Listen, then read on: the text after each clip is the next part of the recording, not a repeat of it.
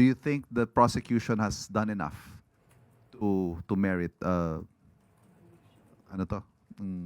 Conviction? Sa ngayon At least po, on one, at least on this particular article. okay, ayon sa palasyo, in a way, yes. Pagdating sa pagturo kay Vice Presidente, kay Colonel Chica, na sila ang nagkontrol ng pondo para sa confidential funds. So from your responses na tinuturo ni Acosta si VP Sara, is Malacanang saying that these admissions are enough to convict the Vice President for this article? Depende po iyan sa magiging desisyon ng mga judges. Lagi naman nila sinasabi na ito ay politika. At mukhang hindi sila pupunta sa ebidensya. Pero ang mga kababayan natin, mas marami ang gusto na ebidensya ang gamitin kaysa sa issue ng politika.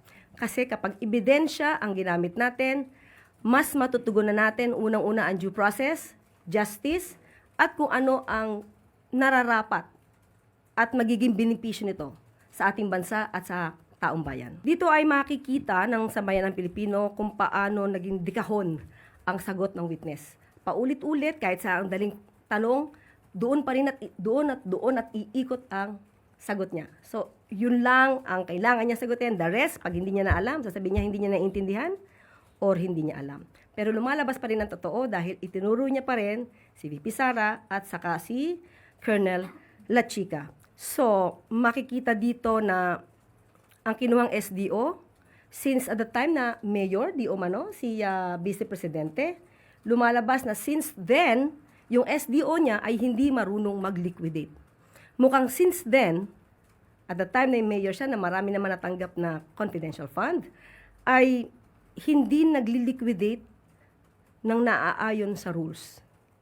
So, yun yung nakita nating pattern, yun yung isa sa mga na-reveal dito. So, paano magkakaroon ng magandang liderato kung ang mga pondong ito sa ganito pa lang na halaga ay mahihirapan na silang i-account. Tandaan natin, this is a public funds and this confidential fund is part of public funds.